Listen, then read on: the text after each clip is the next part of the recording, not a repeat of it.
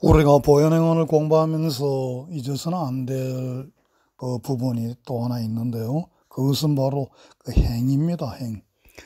우리는 흔히 대지문수사리보살, 대비관세음보살, 대원본尊지장보살, 그리고 이제 대행보현보살 그렇게 이야기하죠. 그러니까 이 지혜는 문세에게 있고 자비는 관세음보살에게 있고, 그리고 이제 원은 지상보살한테 있고, 행이 이제 대행보현보살한테 있다. 이렇게 이제 말을 하는데, 요게 사람들에게 이게 자칫 오해를 불러일으킬 수가 있습니다. 사실 지혜라든지 자비라든지 이런 거 참 좋은 말 아닙니까? 불교에서 가장 강조하는 말이고, 그런데 이제 그런 것은 다른 보살님들이 다 가져가시고, 그냥 보현보살은 행이에요, 행. 행을 하는 겁니다, 실천행. 그래서 사실 실천행이 제일 중요한데, 어찌 생각하면은, 왜 우리가 머리에 든 게 없는 분들이 몸으로 때운다고 그런 이야기 많이 하지 않습니까? 뭐 나는 지혜도 없고 돈도 없고 뭐 그런 게 아무것도 없으니까 그냥 몸으로 때우겠다. 이런 식으로 우리가 일상에서도 이제 참 자기를 약간 겸손하게 하면서 그런 말을 많이 하죠.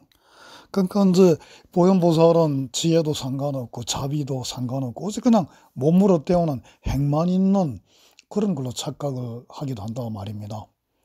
그래서 이제 행을 강조하는 종교가 또 우리 기독교 아닙니까?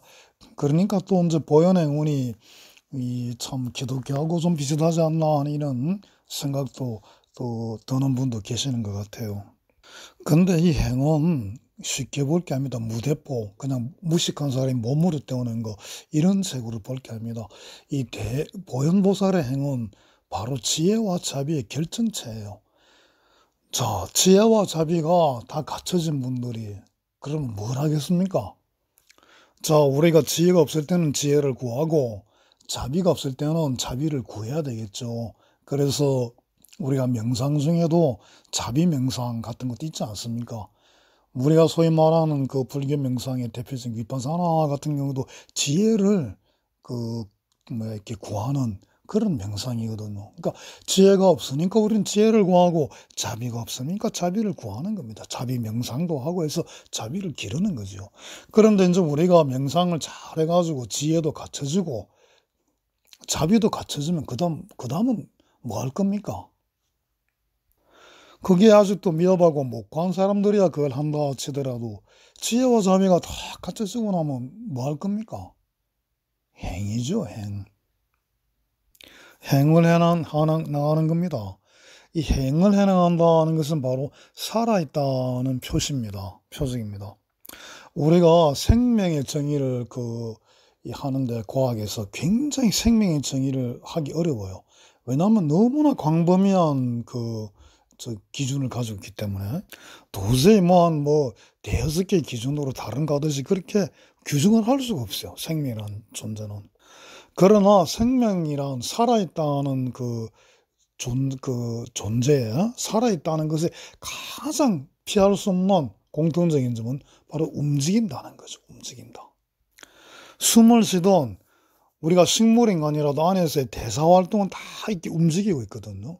그러니까 움직여야 살아있는 거지. 움직이지 않으면 살아있는 게 아니란 말입니다. 우리가 온몸에 사지가 다 마비되어도 뇌 활동이 살아있는 경우는 죽었다고 안 하거든요. 다른 거는 다 움직이지 못하고 저기 있어도 뇌만 살아있어도 우리는 아직까지 죽었다고는 안 한단 말입니다. 움직여야 됩니다. 심장이 뛰고 있으면 그 죽었다고 안 해요. 그러니까 우리가 달리기를 하고 뭐 등산을 하고 수영을 하고 이러는 행동뿐만 아니라 우리의 눈에 감지되지 않는 미세한 의식의 활동이라도 움직여야 됩니다. 그게 행입니다. 그래서 불교의 그 오온 가운데 행온이 있지 않습니까? 행온, 움직이는 그 에너지가. 이게 굉장히 중요한 개념인데, 이 행온은 우리 불교 전문가들도 조금 설명을 제대로 못 하시는 것 같아요. 그런데 이거는 뭐 이런 불교적인 문제점 그런 게 아니라 일상생활도 똑같습니다. 우리가 돈이 있고 권력이 있고 명예가 있고 뭐 학식이 있고 지식이 많고 뭐 이런 힘이 세고 이런 거 다 있으면 뭐합니까?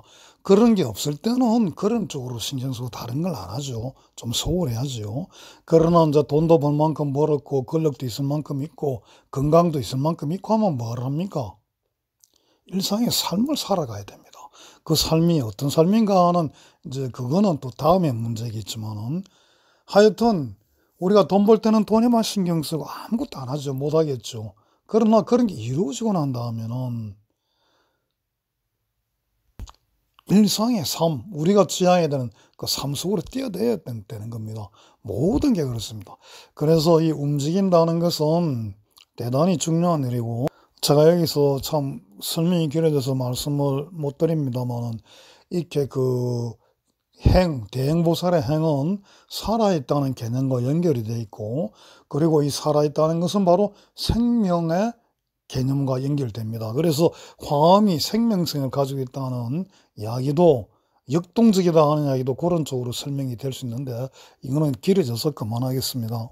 그리고 요약을 하자면은 대행보살의 행은 그냥 지혜도 없고 자비도 없으니까 그냥 몸으로 때우겠다 하는 이런 행위 아니고 이미 지혜가 다 갖춰졌고 갖출 자비가 다 갖춰졌기 때문에 이제는 지혜를 구하기 위한 뭐 따로 할 것도 없고 자비를 명상할 것도 없고 오로지 이 갖춰진 지혜와 자비로 중생의 세계로 뛰어드는 중생을 모두 부처로 만들어드리기 위해서 중생들을 모두 이익되고 건강하고 행복되게 만들기 위해서 힘차게 뛰어드는 그런 행위입니다. 무식한 행위 아닙니다. 자, 여기까지만 오늘 말씀드리고 끝내겠습니다. 감사합니다.